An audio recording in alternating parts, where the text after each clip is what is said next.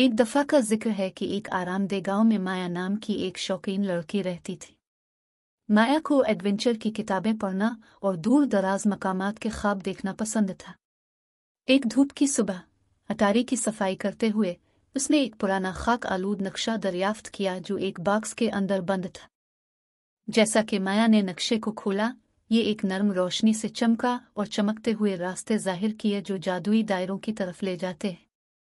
पुरजोश माया ने अपना बैग पकड़ा और एक नाकाबिल यकीन सफर पर रवाना हुई। पहला रास्ता जादुई जंगल की तरफ ले गया, जहां दरख्त राजों की सरगोशी करते थे और सूरज की रोशनी में परियां रक्स करती थी।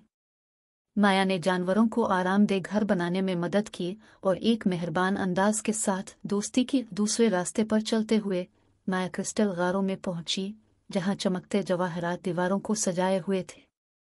उसने छुपे हुए दरवाजों को खोलने के लिए होशियार पहेलियां हल की और एक ऐसा खजाना दरियाफ्त किया जो ख्वाहिशात को पूरा करता है।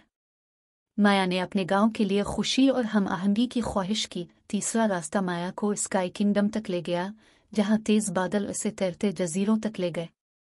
वहां उसकी मुलाकात एक अक्लमंद पुराने अलिफालू से हुई, जिसने माया से सितारों की कहानियां शेयर की। माया ने हिम्मत और खुद पर यकीन के बारे में सीखा। आखिरकार माया रेनबो फॉल्स पहुंच गई, जो मुतहर्रिक रंगों और कहकहों की जगह है।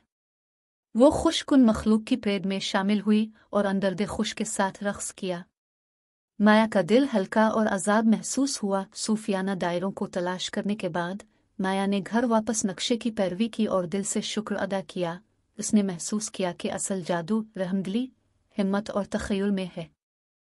माया ने गांव के साथ अपनी कहानियां शेयर की, जिससे हर किसी को अपने अंदर मौजूद जादू को अपनाने की तरगीब दी गई। और इस तरह जादुई नक्शे के साथ माया की मुहिम जो इसके गांव में एक प्यारी कहानी बन गई, जो सबको याद दिलाती है कि सबसे ज्यादा परफितन सफर वो होते हैं जो किसी की अपनी खूबियों और हमारे आसपास की दुनिया की खूबसूरती की दरियाफ्त का बाइस बनते हैं।